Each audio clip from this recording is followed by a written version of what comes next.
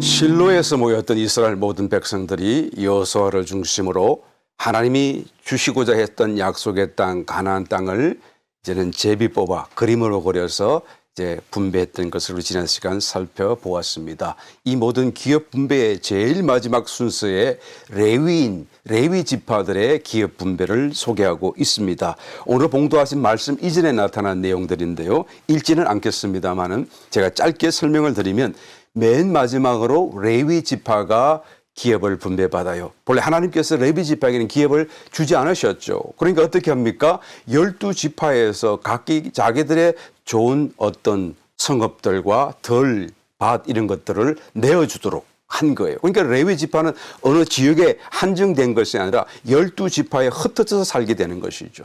각 지파 속에서 하나님을 예배하는 거룩한 사람들이 함께 살도록 하나님께서 또한 그렇게 안배하신 것을 볼 수가 있습니다. 여하튼 레위 지파는 하나님이 자신들의 기업이다라는 그런 어떤 원칙적인 개념 속에서 모든 것이 다 하나님께로부터 공급된다라는 그런 의미 속에서도 12지파처럼 땅을 분배하지 않고 12지파들이 받은 땅 중에서 성 중에서 부분적으로 내어드리도록 한 거예요. 그래서 전부 다 그것을 모아보니까 48개 성읍이 되는 것이죠.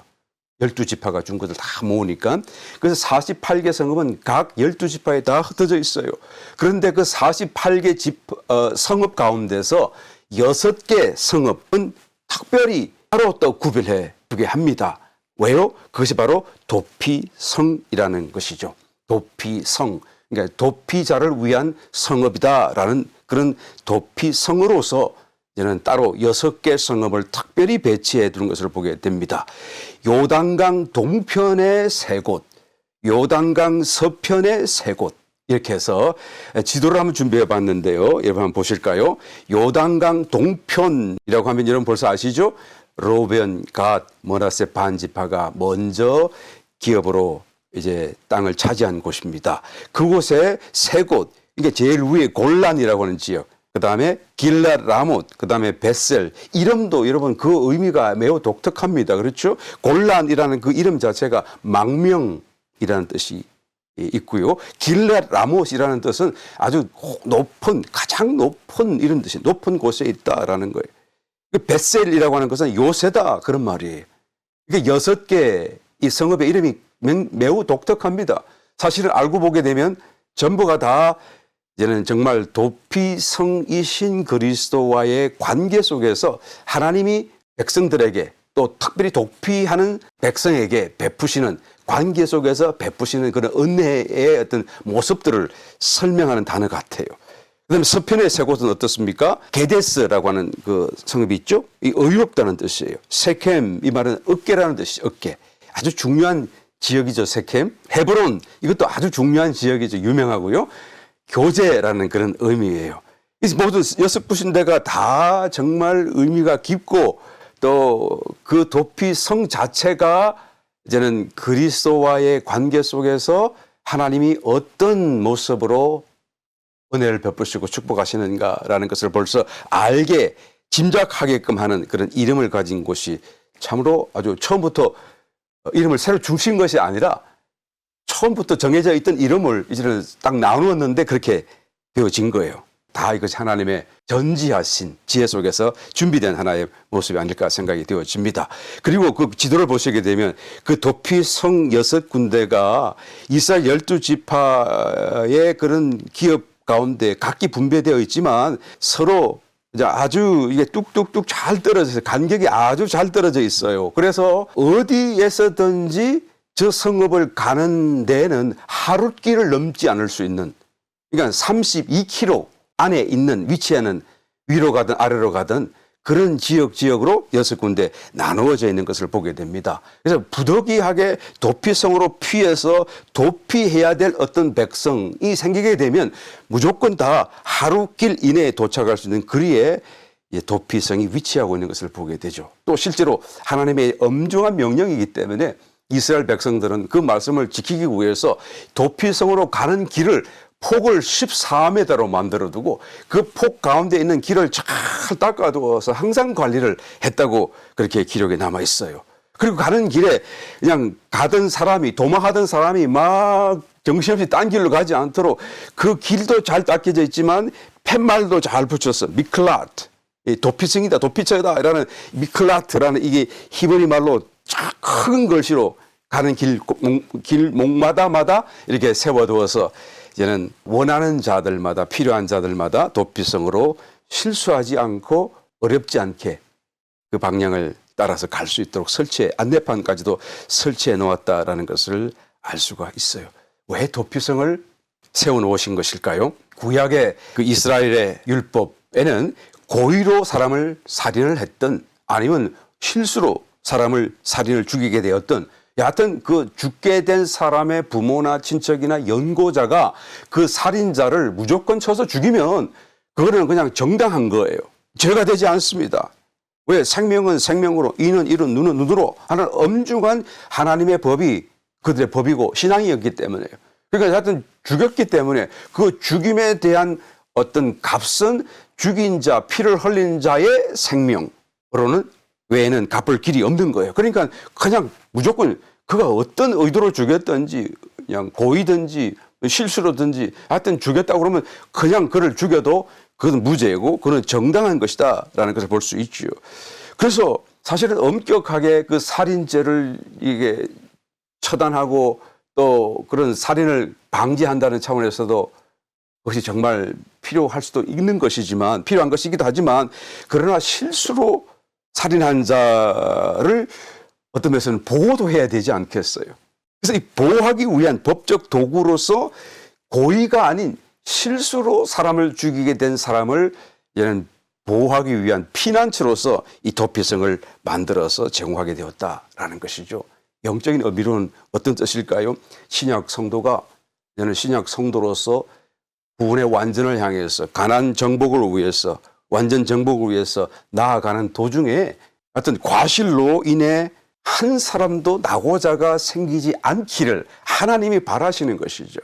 그러니까 어떤 잘못, 고의적인 잘못이 아닌 과실로 인해서 뭔가 그냥 치명적으로 어떤 신앙적인 어떤 데미지를 입는 그런 일이 설령 일어난다고 할지라도 하나님 그를 보호하시고 끌어당기시고, 또 설령 자기가 고의로 어떤 범죄를 했다고 할지라도 회개하기만 하면, 그렇죠? 하나님께서 그를 즉시로 구원시키시고 다시 그 길을 가게끔 하나님께서 보호하시려고 하는 그런 의미 속에서 이 도피성이 만들어진 것을 보게 됩니다. 여하튼 완전한 구원으로 한 사람도 낙오자가 없도록 하기 위해서, 변명할 수 없도록, 또 모든 자가 구원받도록 하기 위해서, 여러분 죄를 지을 수밖에 없는 죄인인 저와 여러분의 입장에서는 이 도피성 제도가 너무 감사하고 너무 참 좋은 것이, 다행스럽고 좋은 거 아니겠어요? 그런데 사실 하나님의 입장으로 한번 생각해 보시길 바랍니다. 어떤 사람들은 이런 하나님의 입장을 전혀 고려하지 않는데요, 그냥 좋은 것이다 라고 말하는데, 하나님의 입장을 한번 생각해 보시길 바랍니다. 그 도피성이라고 하는 것은 레위인의 성읍이잖아요. 하나님을 늘 예배하는 사람들, 예배를 위하여 준비하며 살아가는 사람들의 성이에요. 그 성 가운데 하나로 도피성을 내놓은 것 아니겠습니까? 그러니까 그 도피성 안에 살고 있는 상주민들은 다 레위인들이에요. 그러니까 아주 거룩한 곳이죠. 12지파 소유한 땅이 다 거룩한 곳이지만, 그 거룩한 곳 가운데서 더욱 거룩한 곳이 바로 레위인들의 성읍, 또 도피성이다라고 할 수가 있겠죠. 이 도피성을 좀 더 우리가 잘 살펴보게 되면 결국 우리의 도피처가 되시는 그리스도, 우리의 주님 그리스도를 상징하고 있다라는 것을 알 수가 있죠. 그런데 여하튼 고의로 죽였든지 실수로 죽였든지, 여하튼 그 피를 묻힌 손을 가지고 얘는 그 도피성으로 사람이 도망왔잖아요. 다시 말하면 그 죄의 문제가 해결되지 않은 채로 그 죄를 그대로 가지고 있는 그대로 그리스도께서 그것을 용납하시고 또한 접촉하게 되는 그런 의미상으로 볼 적에 그런 의미가 되지 않겠어요. 사실은 이런 것을 우리가 어떤 개념적으로는 도무지 일어날 수 없는 일이고 일어나서도 안 될 일이고 잠깐의 일이라고 할지라도 절대로 있을 수 없는 일이다라고 말할 수밖에 없죠.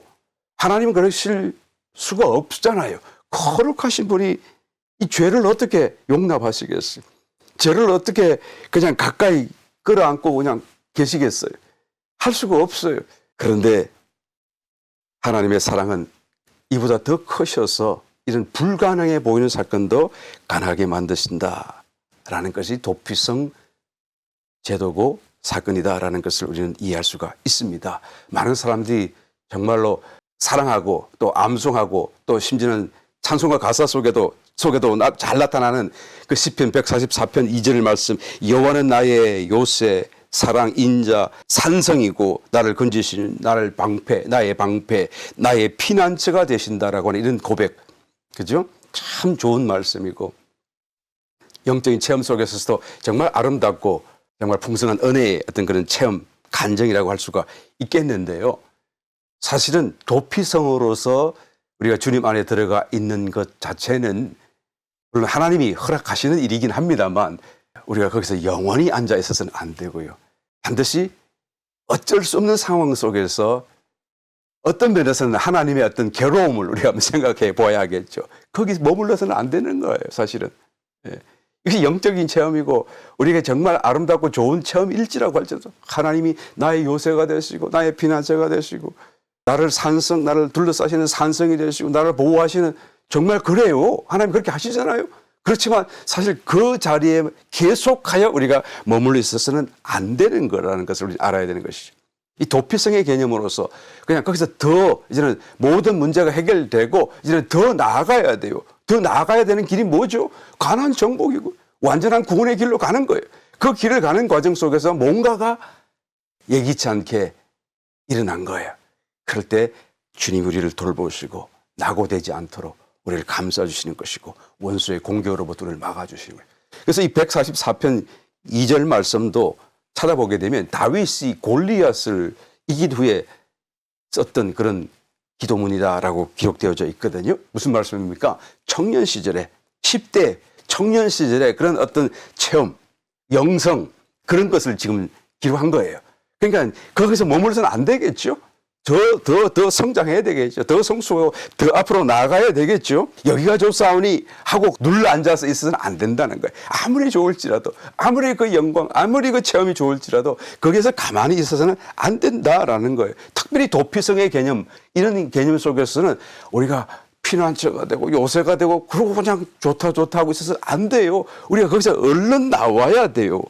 그리고 더 해야 될 일, 가야 될 곳을 우리는 더 전진해 갈 수 있어야 되는 것입니다. 도피성을 어떻게 해서 나올 수가 있나요? 성경을 찾아보게 되면 도피성을 살아서 나올 수 있는 길은 하나밖에 없어요. 어떤 길입니까? 그 전에 그냥 나왔다가는 어떻게 합니까? 길에서 보수자를 만나게 되면 그가 언제든지 자기를 죽일 수가 있잖아요. 그런데 보수자를 만나도 자기를 죽일 수가 없는, 그래서 완전히 어떤 면에서는 자기가 지은 죄에 대한 사면을 받는, 그래서 정말 도피성을 자유롭게 나올 수 있는 유일한 길이 한 가지가 있어요. 그래서 성경을 보니까 하나님께서 명령하시기를 대제사장이 죽게 되면 그러면 도피성에서 사면, 그 대제사장의 죽음이 사면이 값이 된다. 죄인의 죄값이 된다라는 것을 의미하는 것이죠. 그러니까 대제사장이 내가 마침 도피성으로 피난했는데 그 해에 죽으면 그 해에, 만약 1년 뒤에 죽으면 1년 뒤에, 30년 뒤에 죽으면 30년 동안 도피성에 머물러 있어야 되겠죠. 여하튼 대제사장의 죽음으로 그 죄값이 갚아지게 되고 사면될 수 있는 길이고 이 길만이 유일한 길이다라는 것을 이 도피성 제도를 통해서 알게 해 주신 거예요. 그래서 참 대제사장이 누구신가요? 예수님, 예수 그리스도가 진정한 대제사장이시고 우리의 대제사장이시잖아요. 우리가 예수님께로 가기만 하면 우리가 고의로 지었던, 임의로 실수로 지었던 모든 죄가 다 회개하게 되면 다 용서받고 사함받고 우리는 자유를 얻게 되는 것을 알게 됩니다. 도피성 제도에서 말하는 것처럼 그냥 고의로 지은 죄는 용서받을 수 없는 것이지만, 그러나 자기가 실수로 지은 죄는 도피성 제도에서 어떻게 용서받을 수 있잖아요. 그러나 예수 그리스도 안에, 참 대제사장이신 예수 그리스도 안에 들어오게 되면, 예수님 앞에 나가게 되면 고의로 지은 죄까지도 회개하면, 실수로 지은 죄도 말할 것도 없고 고의로 지은 죄도 회개만 하기만 하면 다 용서받는 완전한 죄사함, 완전한 용서가 되는 것을 성경은 분명히 말씀해 주고 있습니다. 그러므로 우리가 정말로 영적인 싸움을 싸우고 어떤 앞을 향하여 전쟁해 가는 과정 속에서 죄를 두려워할 이유가 없잖아요. 회개하면 되니까요. 그래서 완전한 죄값 또 완전한 그런 사면이 예수 그리스도 안에 있다라는 사실을 이 도피성 제도를 통해서 우리에게 분명히 보여주시고 있는 거예요. 사실 이 자유, 죄로부터 자유, 죄의 값으로부터 사면을 받는다는 것은 대단한 은혜예요. 알고 보면 정말 우리가 묵상하고 깨달아 보면 볼수록 이 축복은 정말 굉장한 축복이 아닐 수가 없죠. 그런데 이 축복이 하나님이 주시려고 하는 축복의 끝이 아니다라는 거예요. 이 축복이 하나님이 주시려고 하는 축복의 완성도 아니다라는 거예요. 하나님이 주시려고 하는 축복은 다른 데 있어요. 죄의 사함이 끝이 아니에요. 죄의 사함으로 하나님이 모든 축복을 완결시키는 것이 아니다라는 걸 알아야 되죠. 이보다 훨씬 더 큰 축복이 우리 앞에 남겨져 있고 기다리고 있는 거예요. 그것이 바로 가나안 땅 정복으로 예표되고 있는 구원의 완성이라는 것이죠. 정말 하나님의 아들들의 모습으로 우리 존재가 정말로 변화되는, 그래서 하나님과 하나 되어지게 되고 하나님이 우리 속에 거하시고 하나님 안에 우리가 하나님 안에, 그래서 하나님의 성소로 건축되어 영원히 하나님과 함께 살게 되는 그런 말할 수 없는 그런 축복과 은혜와 구원이 우리 앞에 놓여져 있는 거예요. 그러니까 죄 사함 받는 것은 당연한 거예요. 어떤 면에서는 이건 전제적인 사건이에요. 그러므로 도피성 안에 머물러 있는 것으로 그 은혜가 너무 크고 그 자유함이 너무나 나에게 좋을지라도 그것만 가지고 내가 여기에 가조사오니 이런 체험 속에서만 나는 다 되온 것처럼, 다 받은 것처럼 하나님 이제 나는 되었으니 거기 계세요, 내가 주를 위해 살겠습니다 라고 할 게 아니라 그 말이에요. 그 은혜를 받았을지라도 이제는 그 은혜에서 나와서 더 크고 더 깊은 더 높은 은혜를 향하여서 가야 되는 것이죠. 이 말씀, 도피성 제도에 대한 말씀 바로 다음에 지금 막 우리가 봉독하신 본문 말씀이 연결돼요. 22장. 그렇죠? 요단 동편에 있는 세 지파에 대한 내용을 다루고 있습니다. 이 요단 동편의 땅을 차지한 세 지파, 두 지파 반이죠, 정확하게. 그 의미는 무엇입니까? 이 사람들은 본래 하나님이 주시는 그 가나안 본토 약속의 땅은 요단강 서편 건너편에 있는 거잖아요. 그런데 그것을 아직 안 건넜어요. 그러니까 뭔가 굉장히 사실은 부족한 상태에 있지 않아요. 이것을 한마디로 정리하고 요약하자면 무엇으로 말할 수가 있을까요? 성전은 없고 도피성만 있는. 도피성은 여러분 요단 서편에도 있었고 동편에도 똑같이 세 개가 있었죠. 그런데 하나님의 성전은 요단 서편, 요단 건너편에만 있어요. 예루살렘에. 그렇잖아요. 실로에 있었고 처음에는, 그죠? 나중에는 예루살렘이 있게 돼요. 여하튼 요단 서편에 하나님의 성전이 있잖아요. 이 성전은 하나밖에 없는 거예요. 이 성전을 두 개 지어서는 안 돼요. 하나 있는 그 성전에 다 모여야 되는 거예요. 그런데 요단강을 건너지 않은 동편에 있는 이 두 지파 반, 세 지파는 성전이 없고 성전은 없고 도피성만 가진 신앙을 예표하고 있는 것이죠. 그래서 이런 신앙은 어떤 것일까요? 어떤 결과를 맞이하게 됩니까? 도피성 신앙만으로는 완전한 구원을 위해 충분할 수 없다는 사실을 확정하여서 보여준다라는 것이죠.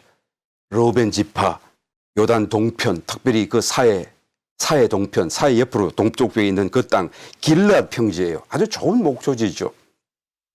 그런데 이 르우벤은 야곱의 12아들 중에 장자였잖아요.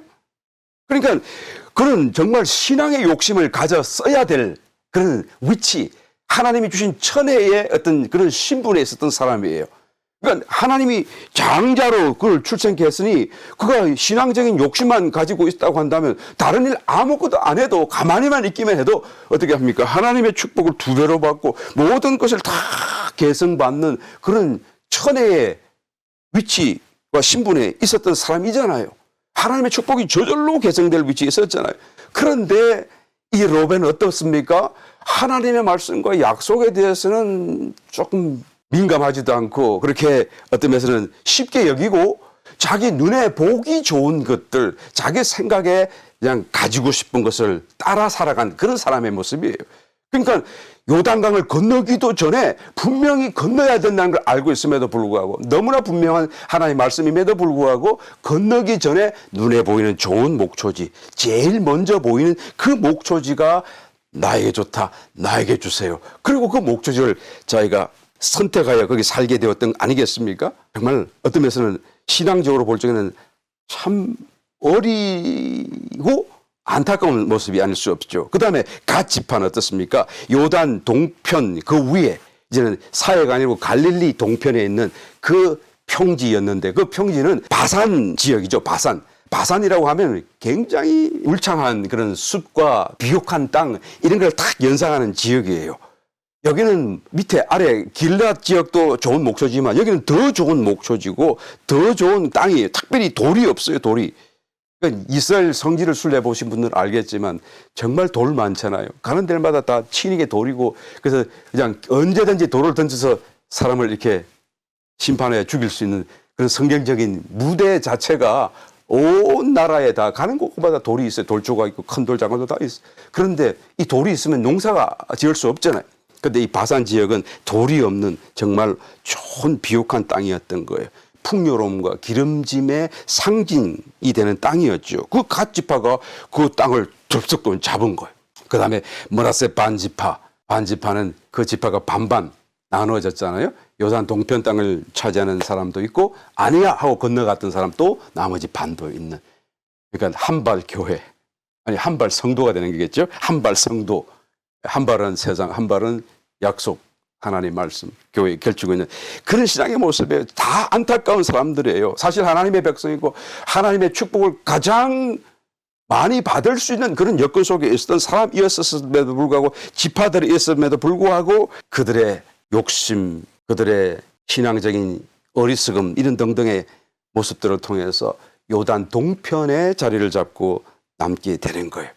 그래서 하여튼 건너오게 되고 이 세 지파도 따라와서 끝까지 정복 전쟁을 이제 완수하고 잘했다. 이게 완전한 땅은 다 아니지만 웬만큼 주변에 있는 땅을 점령한 뒤에 이제는 여호수아가 나이가 너무 들어서 빨리 땅을 정탐하게 하고 지도를 그려서 제비를 뽑게 하고 그리고 땅을 분배부터 하게 되잖아요. 그래서 다 분배하고 난 뒤에 방금 했던 도피성까지 레위 지파까지 다 분배하고 나니까 이제는 어떻게 합니까? 일단 돌아가라. 잘했다. 그리고 이제 여호수아서 22장 34절 르우벤 자손과 갓 자손이 그 단을 에시라 칭하였으니 이 사건이 이제 등장하는 것이죠. 무슨 뜻입니까? 이게 모든 일을 다 마치고 이제 여호수아가 축복하여 그들을 돌려보냈을 때 이제 다 요단강을 건너기 위해 가는데 요단강 가까이 오니까 갑자기 마음에 굉장한 어떤 그런 불안감, 장래에 대한 어떤 불안감을 느끼는 거예요. 왜 그렇습니까? 이 강을 건너고 나면 다시 건너오지 못하지 않겠는가? 이 강을 건너게 되면 이 나머지 이스라엘 지파들과 이제는 더 이상 교류조차도 없을 수가 있지 않겠는가? 그래서 1세대가 지나고 2세대가 지나고 나중에 후세대들은 서로 모르고 서로 이제는 서로 관계 없는 것 같이 단절과 분리의 그런 삶을 살 수 있지 않을까라는 염려가 생긴 거예요. 그래서 그 요단강을 건너기 바로 직전에 이 두 지파 반은 사람들이 어떻게 합니까? 그 요단강 편에 가까이에 이제는 하나님의 성전에 있는 번제단을 그대로 본떠서 아주 크게 딱 지어 올린 거예요. 거기서 제사를 드리려고 그런 게 아니라 제사는 그 성전에서 해야 되니까요. 하면 안 되죠.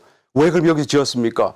번제단을 특별히 그대로 모형으로 해서 큰 단을 쌓은 것은 만약에 이후에 우리의 후손들이 이 단을 보게 되면 자기들은 이스라엘에 속한 지파인 것을 기억하게 하고 또 여기에 있는 본토에 있는 이스라엘 또한 후손들은 그들이 같은 지파, 같은 이스라엘 후손들이라는 것을 알 수 있도록 그래서 이 단이 하나의 증거가 되기를 위해서 이렇게 쌓았다라고 말하는 거예요. 여기서 34절 르우벤 자손과 갓 자손이 그 단을 에시라 칭하였으니 우리 사이에 이 단은 여호와께서 하나님이 되시는 증거라 하였습니다. 엣이라는 말 자체가 정은, 증거라는 단어예요. 뜻이에요. 그러니까 제1세대의 이 르우벤 지파, 갓 지파, 므낫세 반 지파는 물론 함께 있었겠죠. 이 사람들은 여호와 신앙에 투철했어요. 야간에 하여튼 부족한 부분도 있었지만. 그런데 사실 투철하려고 한다고 한다면 모든 면에서 투철해야 돼요. 신앙적인 사건에 있어서는 특별히 더 그래요. 다 투철하는데 한 가지가 투철하지 못하게 되면 이 한 가지 때문에 이 모든 투철한 것이 사실은 다 무너져 버리고 말한 것이죠. 이게 신앙이고 왜 그렇습니까? 영적인 싸움이니까, 영적인 세계니까요. 그런데 투철하려고 하면 다 투철해야 되는데 자기들이 생각하기에도 이것이 염려가 되잖아요. 이렇게 하면 안 될 것 같잖아요. 그런데 그 부분에서만큼은 그냥 느슨했던 거예요. 그냥 답만 하나 싸우면 될 줄 알았던 것이죠. 그래서 결국에는 자신들의 염려처럼 자기들의 후손들은, 후세대들은 요단강 건너편의 가나안 본토 지파들과는 달리 여호와 신앙에서 결국 스스로 멀어졌고 우상 숭배에 빠졌고 하나님의 심판을 받게 되고 흔적도 없이 사라져버려요. 흩어지고 사라지게 됩니다. 나중에 바벨론 본토 사람들이 다 잡혀갔다가 다시 돌아오잖아요. 바벨론 귀환 사건이 있잖아요. 그럴 때 명단도 없어요. 명단에도 없어요. 정말 안타깝고 놀라운 사건이 아닐 수가 없죠. 이 사건을 역대상 5장에서 어느 정도 자세하게 기록하고 있습니다. 이 요단 동편 지경에 자리 잡은 그 두 지파 반들의 그 이후의 사건들, 형편이 어떻게 바뀌는가라는 것을 거기에 기록하고 있어요. 25절 제가 한번 읽어보겠습니다. 저희가 그 열조의 하나님께 범죄하죠. 우상숭배에 빠졌다는 얘기죠. 하나님이 저희 앞에서 멸하신 그 땅 백성의 신들을, 그 가나안 원주민들을 그 하나님이 자기들 앞에서 멸하시고 자기들의 손으로 쳐서 죽이도록 했던 그 신들을 자기들이 간음하듯 섬겼다라는 거예요. 아주 충격적인 그런 어떤 표현을 우리가 볼 수가 있죠. 26절 그러므로 이스라엘 하나님이 아수르 왕 불의 마음을 일으켰으며 아수르 왕 니글랏 빌레셀의 마음을 일으켰으며 이 같은 사람이 한 사람이에요. 이 불은 그냥 자기 사적인 이름이고요. 이 공식적인 이름이 니글랏 빌레셋인데요. 이 아수르 왕을 통해서 곧 심판을 내신 거예요. 곧 르우벤과 갓과 므낫셋 반지파를 사로잡아 그다음에 살라와 하볼과 하라와 고산 하숫가에 옮긴지라 이렇게 돼 있잖아요. 할라와 하볼과 하라와 고산 하숫가가 어딥니까? 그 오늘날 북부 메소포타미아 지역이에요. 그러니까 아수르 제국 내의 어떤 영역이죠. 그러니까 이스라엘 그 땅에서 붙들어 가지고 그들을 쳐서 끌고 그냥 유배시키는데 한참 굉장히 먼 거리로 데리고 가서 다 흩어 놓은 거예요. 흔적도 없이 사라지도록. 여러분 정말 이 하나님의 그런 백성이고 약속받은 백성이고 12지파 가운데 속한 사람이었음에도 불구하고 이처럼 사라질 수 있다는 것. 이처럼 하나님의 은혜에서 떨어질 수 있다는 것. 정말 우리가 충격적으로 경계를 삼아야 할 부분이 아닌가 싶습니다. 여러분 도피성 신앙과 그다음에 성전 신앙의 그 차이를 우리가 분명히 알아야 되죠. 도피성 신앙, 도피성 안에 있는 것으로 좋다, 됐다, 나는 하나님 은혜 속에 산다, 하나님이 나와 함께한다 라는 그런 의미로 살아가는 이런 도피성 신앙은 무엇을 의미합니까? 은혜 받고 축복받고 위로받고 다 자기를 위하는 어떤 면에서는 하나님을 위한다는 그런 신앙인데도 불구하고 결국에는 자기를 위하는 거예요. 내가 은혜 받아야 되고 내가 위로받아야 되고 하나님은 다 나를 위해서 존재하시는 분으로서 생각하는 것이죠. 이 도피성 신앙과 성경 신앙 다른 게 뭐예요? 예. 이건 똑같이 요단강을 주변으로 서편과 동편 도피성이 다 있었잖아요. 다른 게 있다고 한다면 이 서편 땅은 성전이 있었던 것이죠. 그러니까 도피성만 있는 동편 땅과 도피성뿐만 아니라 성전이 있는 서편 땅에 이 모습이 대조를 이루는 것처럼 도피성 신앙과 성전 중심의 신앙은 다른 거예요. 다른 신앙의 자세입니다. 그래서 우리는 이 도피성 신앙에 머물러 있어서는 절대 안 됩니다. 그것이 아무리 좋은 것일지라도 아무리 하나님이 그렇게 주시는 은혜라고 할지라도 우리는 거기서 더 나아가야 돼요. 도피성 안에 머물러 있어서는 안 돼요. 성전 신앙으로 요단강을 건너가고 더 나아가야 되는 것이죠. 성전 신앙은 도피성 신앙과 비교할 때 어떻게 다릅니까? 이것은 하나님을 섬기려고 하는 신앙이겠죠. 성전 중심으로 성전에서 하나님 앞에 예배 올리고 제사를 드리려고 하는 그런 신앙 자세를 말하는 것이죠. 그러니까 하나님을 기쁘시게 해드리고 하자는 그런 마음으로 신앙생활하고 사는 그런 신앙과 삶의 자세다라고 할 수가 있죠. 하나님이 기뻐하는 것을 나도 기뻐하는 거예요. 내가 기뻐하는 것을 하나님 기뻐하라고 하는 게 아니라 하나님이 기뻐하시는 것을 나도 기뻐하는 거예요. 하나님 무엇을 가장 기뻐하시죠? 교회잖아요. 여러분 너무 잘 아시잖아요. 창세 때로부터 남자와 여자를 만드시고 한 몸 되게 하신 그 비밀이 이제 교회라는 것 우리는 너무 잘 알잖아요. 하나님의 창조의 목적이 또 모든 우주 만물을 통치하시는 행정의 또 이 경륜의 그런 어떤 원칙이 무엇을 위한다고요? 교회를 위한 전부 다 교회를 세우기 위하고 교회를 만들기 위해서 교회를 정화시키기 위하고 교회를 준비되게 하기 위해서 그러니까 교회에 하나님의 눈이 다 고정되어 있어요. 하나님이 가장 기뻐하는 것이 이스라엘 땅 예루살렘이 아니라 법궤가 있는 곳이 아니라 성교회 신약시대 성도들로 구성된 이 교회에 다윗이 왜 하나님 마음에 합했다고 인정을 받았나요? 그가 성전을 관심했기 때문에 그래요. 아무도 성전을 관심하지 않아요. 자기 왕궁 크게 지어도 아무도. 그런데 다윗만큼은 하나님의 성전을 관심을 가졌고 안타까워했고 내 손으로 하나님 성전을 짓고 싶어 했던 거예요. 그러니까 하나님께서 내 마음에 합한 자다라고 말씀하지 않아요. 그러니까 성전 중심으로 우리는 신앙생활 해야 돼요. 그렇게 또 나아가야 됩니다. 처음에는 나를 위하여 자기의 기도 제목, 자기의 문제를 위해서 어떤 신앙생활을 했다가 할지라도 좀 더 성숙하고 좀 더 나아가게 되면 이제는 성전 중심으로 교회를 자신의 삶의 가장 중심에 두어야 되는 것이죠. 뭐 이사를 간다고 그래도 교회에 가까운데 교회를 생각하고 교회 중심으로 그다음에 교회 교우들을 갖다가 먼 어떤 친척까지 생각하는 것이 아니라 가족, 자기 가족 그 이상으로 생각할 수 있는 그런 마음이 생겨나도록까지 교회를 사랑해야 되겠죠. 함께 그리스도의 몸을 이루고 있다. 저가 나도 내가 저거 다 하나이다. 우리가 주님 안에서 한 몸을 이룬다라는 이런 생각이 나에게 깨달아지고 정말 느껴지도록까지 영적으로 우리가 더 나아가야 되겠죠. 만약 이런 사람이라고 한다면 누구에게 또 뭔가를 받으려 하기보다는 자꾸 나누어 주려고 하겠고 또 섬기려고 하는 그런 신앙 자세가 저절로 나오겠죠. 그래서 우리가 도피성 신앙에서 머물지 말고 성전 신앙으로 나가야 돼요. 그래서 이 여호수아서의 맨 마지막 두 장인 23장과 24장에서 여호수아가 이제는 나이가 들어 떠나가잖아요. 남겨지는 이스라엘 백성들과 또한 후손들을 위하여서 아주 유언적으로 그들에게 권면을 하고 아주 간곡한 당부로 그들을 이렇게 권면하는 모습을 우리가 볼 수가 있습니다. 그 권면의 내용이 무엇입니까? 결국 한마디로 요약을 하게 되면 그냥 도피성에 머물지 말고 성전 중심으로 성전으로 가는 더 나아가라 그 말이에요. 더 완전한 가나안 땅 정복에까지 나아가라는 거예요. 그래서 정말 마지막으로 이스라엘 회중들을 다 모아요. 어디에 모읍니까? 실로에 법궤가 있는데 실로에 모으지 않고 오늘은 특별히 세겜이라고 하는 지역에 아까 도피성 중에 하나죠. 어깨라고 하는 세겜. 거기다 다 모았어요. 이 세겜은 한쪽에는 에볼산이 있고 한쪽에는 그리심산이 있어요. 그 안에 두 개가 산이 이게 협곡 골짜기를 이루는 그 자리에 세겜이 있는 것이죠. 그 자리에서 이제는 에볼산, 저주산, 그리심산, 축복산 거기다가 이스라엘 12지파를 6개 딱 나누어서 세워두고 그리고는 에볼산에 단을 쌓고 그리고는 이제는 1장 이제는 하나님의 말씀을 이제 설교하면서 그들을 간곡하게 권면을 합니다. 그 말씀의 내용이 뭘까요? 그냥 하나님의 말씀을 잘 지켜라. 말씀대로 살아라. 너희가 살면 이렇게 그리심산같이 되고 너희가 말씀을 안 지키면 자로나 우로나 치우치면 에볼산같이 될 것이다. 저주산.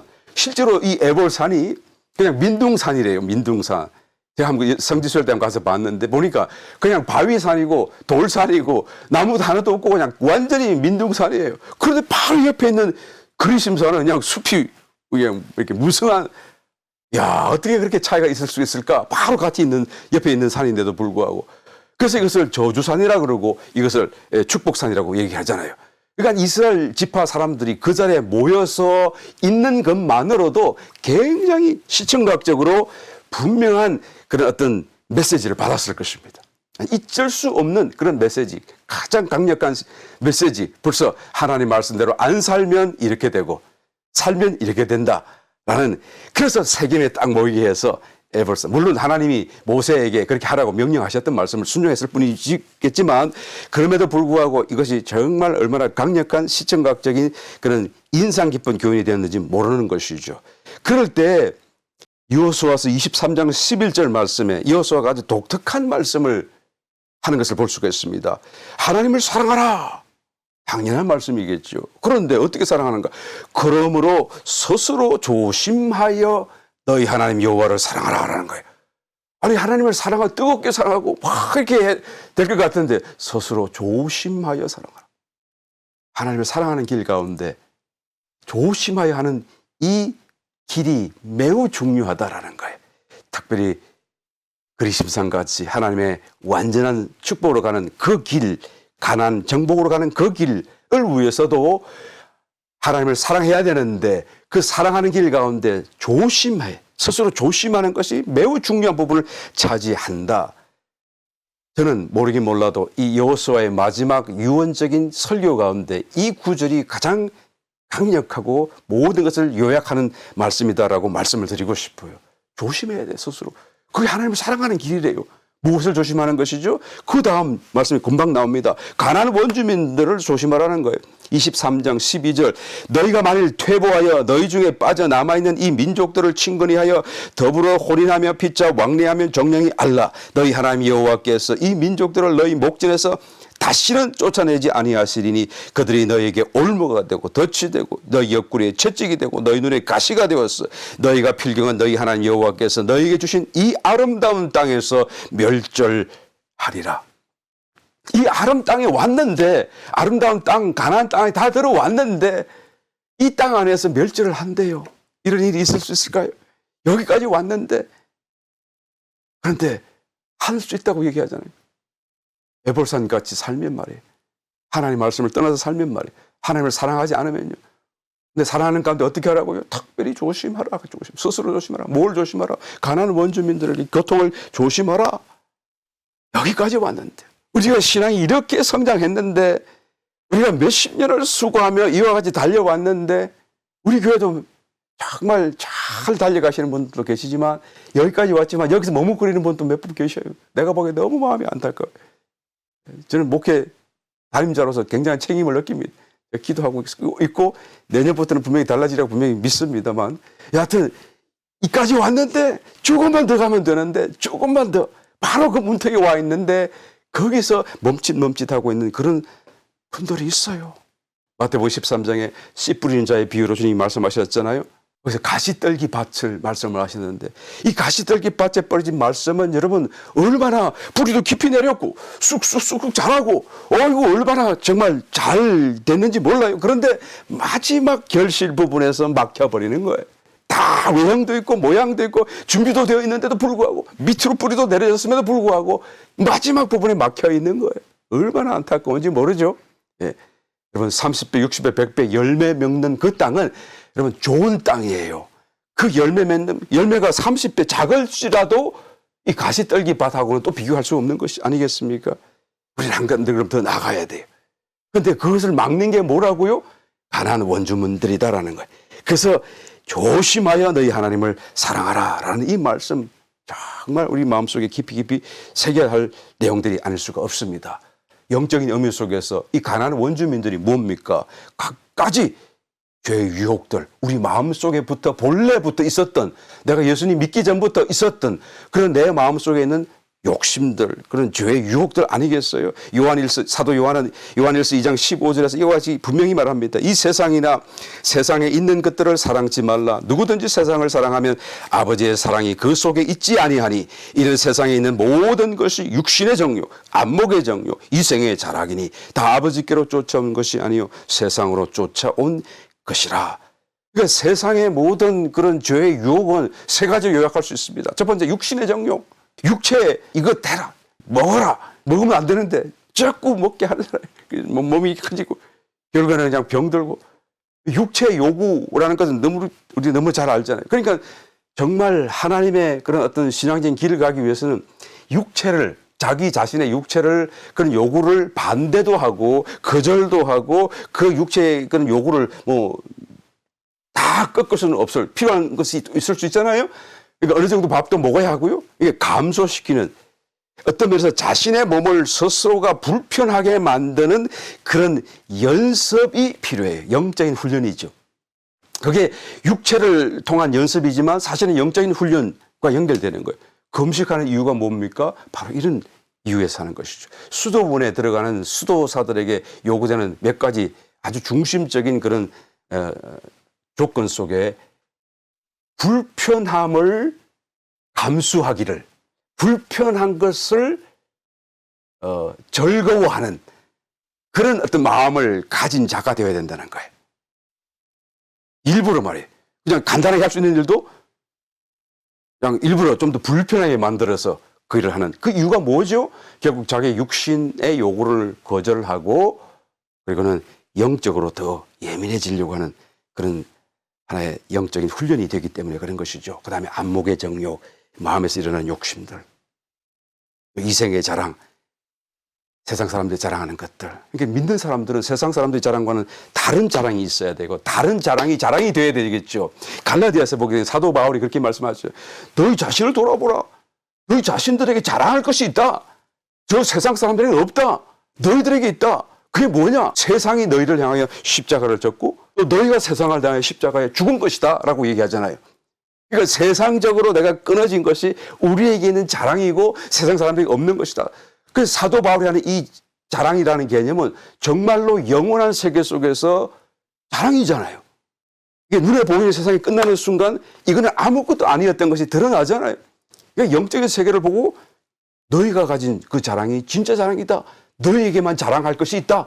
라고까지 말하는 것을 보게 됩니다. 그래서 이와 같은 이생의 자랑이 내 마음속에 들어오지 않는 것들, 이런 유혹들을 끊고 차단하고 내 마음이 정말 거룩해지고 정결해지고 그런 마음으로 자세로 신앙생활을 하는 것이 꼭 우리에게 필요하다라는 것을 여호수아가 떠나가는 마지막 그 자리에서 세겜의 모든 지파들을 모아두고 에발산과 그리심산을 보게 하면서 이 말씀을 하시는 거예요. 그리고 14절 여호수아서 24장 그러므로 이제는 여호와를 경외하며 성실과 진정으로 그를 섬길 것이라. 너희의 열조가 강저편과 애굽에서 섬기던 신들을 제하여 버리고 여호와만 섬기라 라고 말하죠. 그래서 성실과 진정으로 여호와를 섬기라. 이 진정은 in truth 많이 듣던 말씀이죠. 그 다음에 성실, 이것은 흠이나 점이 없는 완전함을 얘기하는 단어예요. 그러니까 사실 신약적인 단어가 기억이 나죠. 점도 흠도 없이 예수님이 오시는 그날에 재림하시는 그날에 우리가 거룩하고 완전한 자로서 보존되기를 너희가 원하노라 라고 말씀하신 것처럼 말이죠. 그러니까 우리 성도에게 하는 말씀인데요. 여호수아가 마지막으로 유언적인 설교 가운데 이런 말씀을 하신 거예요. 성실과 진정으로 그를 섬길 것이다 라고 말씀하는 것이죠. 그런데 in truth, 그걸 일단 내버려 두고 성실이라는 말씀, 흠이나 점이 없도록 완전해져야 된다는 이 말씀 속에 여러분 구약 성도는 절대 그렇게 할 수가 없어요. 신약 성도가 이렇게 될 것임을 한데 예시하고 있다라고 우리가 볼 수밖에 없는 이유는 사람으로서는 점도 흠도 없는 완전함 가운데 이룰 수가 없기 때문에 그런 것이죠. 그래서 정말로 여호수아는 그렇게 되기를 바랬지만 그렇게 당부했지만 후손들은 그렇게 되지는 못했어요. 할 수가 없는 거잖아요. 자기 힘으로 어떻게 그렇게 흠도 점도 없이 완전한 자가 되어서 하나님을 섬기겠어요. 결국 뒤에 있는 열왕기 역사를 통해서 보게 되면 하나님을 다 떠나고 우상 숭배를 통하여 심판을 받고 철저히 무너지고 가나안 땅 다 잃어버리고 그리고는 뿔뿔이 흩어져서 바벨론 다 포로기를 맞이하게 되잖아요. 그리고 이스라엘 왕국이 멸망한 뒤로부터 400년의 영적인 암흑기를 지나가게 됩니다. 그리고 하나님이 그들의 백성을 다시 찾아와요. 이때부터 신약이 시작되죠. 다시 찾아와요. 어떻게 해요? 아기 예수님으로 탄생하시고 성육신 하셔서 오시는 것이. 그 예수님이 오셔서 하시는 말씀이 요한복음 4장 23절에 아버지께 참으로 예배하는 자들은 신령과 진정으로 예배할 때가 오나니 곧 이때라. 아버지께서는 이렇게 자기에게 예배하는 자들을 찾으시느니라. 이 말씀을 하시기까지 지금 400년 이상의 그런 암흑기를 거쳐서 그 전에 했던 여호수아, 그 전으로 그들로 거슬러 가게 되면 1400년이 되겠죠. 그런 세월 속에 하나님이 생각했던 것을 이제 마침내 성취하는 모습이 바로 이 부분이에요. 24절 하나님은 영이시니 예배하는 자가 신령과 진정으로 예배할지니라 라고 말합니다. 여러분 여호수아서와 신약이 연결되는 걸 느끼시겠습니까? 깨닫습니까? 알겠습니까? 이제 여호수아서로서 그냥 사실은 성경이 끝나도 끝날 수가 있어요. 하나님이 하시고자 하시는 그런 경륜과 계획과 목적과 의도가 다 담겨져 있어요. 모세 오경서부터 시작해서 여호수아까지 다 담겨져 있어요. 신약과 바로 연결되잖아요. 신령과 진정으로 예배할 때가 오나니. 그렇죠? 그러니까 사실은 하나님이 말씀하고자 하는 그 내용이 이 안에 다 들어있지만 그 뒤로 나타난 이 말씀들을 왜 주셨습니까? 우리의 이해를 위해서. 결국 이 내용들은 뭡니까? 이후에 사사기로부터 열왕기 시대 다 지나가서 그죠? 말라기까지 모든 구약의 내용들이 뭡니까? 한마디로 말하게 되면 이 백성들이 하나님의 말씀대로 살지 못하는 것, 실패하는 것, 어떤 면에서는 신앙의 소극적인 면들을 소개하고 있는 것, 보여주고 있는 거예요. 그러므로 결국은 하나님께서 오셔서 하나님께서 그의 생명으로 우리에게 주시고 그래서 하나님의 생명으로 우리가 이 일을 할 수 있게끔 하시는 그러니까 여호수아서가 사실은 끝이라고 또 할 수가 있는 거예요. 여기서 끝나서 신약으로 바로 넘어가는 것이죠. 그래서 예수님이 오셔가지고 이제는 우리 신약 성도에게 하나님의 생명으로 중생하게 하시는 거예요. 그러니까 저와 여러분들은 할 수가 있는 거예요. 실패해서도 안 되는 거예요. 우리의 존재가 달라졌기 때문에요. 하나님의 생명으로 우리가 중생이기 때문에 우리가 우리 속에 있는 그리스도의 생명으로 하나님을 예배하게 되면 그것이 신령과 진정으로 예배하는 것이 되는 것이고 우리가 또한 하나님의 이 생명으로 우리가 살게 되게 되지만 저절로 이 여호수아의 말처럼 성실과 진리 속에 하나님을 섬기는 섬김이 되어져서 마침내 저절로 가나안 정복되어지고 완성되어지는 사건이 우리에게 일어나게 될 것이다 라는 것을 의미하는 것이죠. 우리에게 왜 여호수아서를 공부하게 하십니까? 이런 사실을 환하게 깨달아 보게 하시는 거예요. 우리가 지금 신약 성도로서 어떤 위치에 있고 이 위치에 오기까지 어떤 배경이 있었는지 왜 이와 같은 배경을 또한 지나가서 이런 또 다른 신약 성도가 생겼는지를 우리로 하여금 깨닫도록 말씀해 주시는 것이죠. 그러므로 다시는 우리가 실패할 수도 없고 해서도 안 되는 그런 신분과 위치에 있다라는 것이죠. 이제 다시 이스라엘 백성들처럼 우리가 가나안 정복에 다시 말하면 영적인 의미 속에서 구원의 완성으로 들어가지 못한다고 한다면 그것은 성경은 말합니다. 미련한 것이다. 미련한 처녀다라고 말씀하는 거예요. 여기서 여러분 여호수아서를 공부하는 것을 다 마치겠습니다. 일단 여기서 다 끝내겠어요. 모든 것이 다 우리의 내면의 일을 예표한다라는 것을 우리는 보았어요. 겉으로의 이스라엘 역사, 겉으로의 어떤 하나님의 기적적인 역사가 아니라 이 말씀들, 이 현상, 이 사건들을 통해서 우리 속에 있는 영적인 실체, 내면의 일을 말씀하고 있다는 것을 우리는 보았습니다.